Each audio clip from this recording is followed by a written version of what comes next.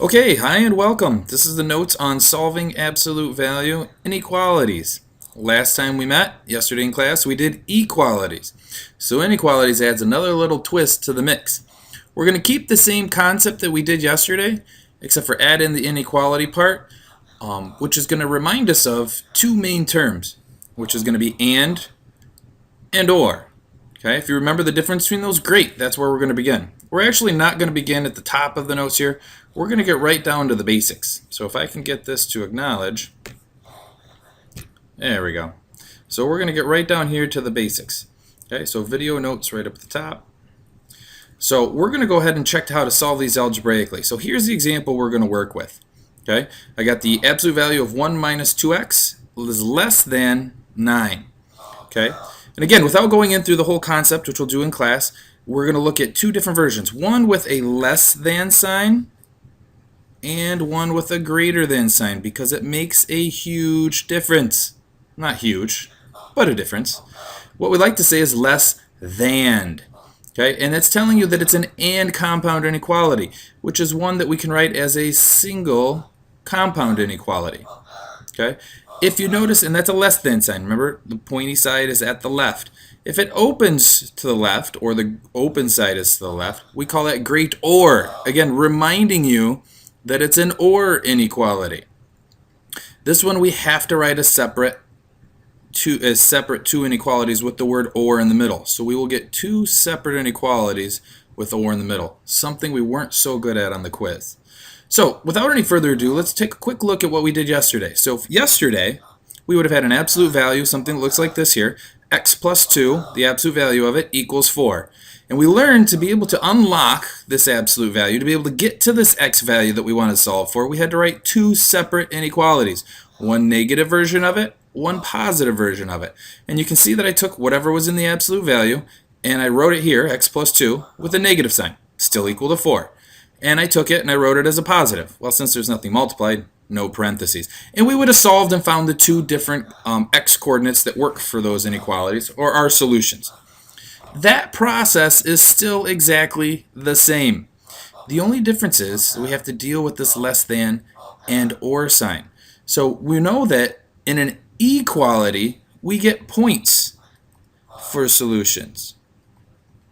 Okay, so we're going to deal with points in an equality. In an inequality, we get many solutions. So we can only really respond that as a compound inequality or two separate inequalities. Better yet, we're going to graph most of these. All right, so let's get down to it. First things first, make sure that your absolute value, here's the absolute value, make sure that that is isolated. This one is, so I can proceed. So I'm going to go ahead and separate this into two inequalities, one negative version, one positive version. So I'm going to rewrite the insides with a negative sign in front of it. 1 minus 2x is less than 9. And I'm going to write it as a positive version. 1 minus 2x is less than 9. So here's the negative. And again, we don't want to distribute the negative. We actually want to move it over because we're solving. So I'm going to divide by negative 1 to both sides. Now this is where the magic happens. This is the main thing that you have to remember. When I divide by a negative, and I'll scroll down just a little bit because I already pre-wrote it. Division or multiplication of a negative, okay, means that you have to flip your inequality. So let's go back up and address that. So now my inequality, instead of being a less than sign, I'm going to switch it right now so you can all see it, is a greater than sign. And then I'm going to proceed on my way like nothing else is different. It's not anything major to remember. You just have to remember it. So 9 divided by negative 1 is negative 9. Again, I'm solving for x, so I'm going to move this negative 1 over so that it reduces off of the left. So I'm going to be left with a negative 2x is greater than negative 10. And then I'm going to go ahead and divide by negative 2. So I find out, again, that I have to switch my sign. Okay, notice that this division of a negative 2 means I switch again. So I'm actually going to switch this twice. Does it end up where it was? Absolutely. Did I know that? I didn't until I went through the process. So this one flipped twice. Is that common? Not always. Okay, so again, those are going to reduce off. I'm going to find out that x is less than, two negatives make a positive, 10 divided by 2 is 5. So x is less than 5. That was my negative solution. So this is representing half of my solution set. The other half is going to come from the positive side. Again, I'm going to go through the same sequence. I'm going to subtract 1 from both sides. You'll notice that it'll be somewhat similar. Subtraction of 1 doesn't change anything, so this changes to 8. Now I'm going to divide by a negative 2. Again, I divided by a negative, so I must flip my sign. Again, watch it change its direction. So instead of being a less than sign, now it becomes a greater than sign. Okay, again, these reduce to 1, so they're gone, leaving just an x. 8 divided by a negative 2 is negative 4. Okay, I've got both of my solutions, but you'll notice that they're both inequalities. What do you do with those? Well, it's just saying all the values or the solutions that work for this absolute value inequality are greater than negative 4, and then they're also less than 5. To see this or actually make sense of it, we have to graph it. And when we graph these, we could put them on a coordinate plane, but it's simpler done with a number line, and that's what we're going to do. So I'm going to do a sketch of my number line. Again, I don't put all my values, but I'm going to put 0 somewhere right here. I'm going to put negative 4 because I know that that is a boundary point. And I'm going to put 5 over here somewhere because I know that's an important boundary point. So now that I've set up my number line, I'm going to go ahead and address my equal to or not equal to inequalities here. They're both not equal to, so they're both going to be open circles. Let me switch my color of my pen here so you can see it a little bit better. So I know that they're both going to be open circles at those boundary points. And now I've got to address the solutions. So the solutions are greater than negative 4, so that means I'm graphing this way. And they're less than 5, so I'm graphing this way. What I find out is it's the barbell shape because it's an and. That's exactly what you should find. So if it's a less than, you should have a barbell shape. Okay, for the greater or, it's basically the same process, except for there'll be an or in between, and we should end up with a solution that looks slightly different. It should have 2 boundary points, and they're going to go in opposite directions. Okay, that's what the or does. When we write it, we just have to make sure we use or. So let's quickly do this. I'm going to separate it, and noting that it's an or. So this time where I did these two separate, I could have actually written those as a compound inequality. I chose not to there. I'm going to put the word or here. As silly as it is, it's necessary.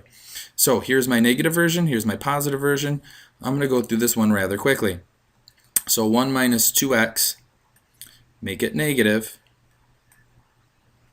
is greater than 9. Again, I'm going to divide my negative 1 over. I'm going to save some room by not writing that process. I'm going to have to flip my sign because I'm dividing by a negative.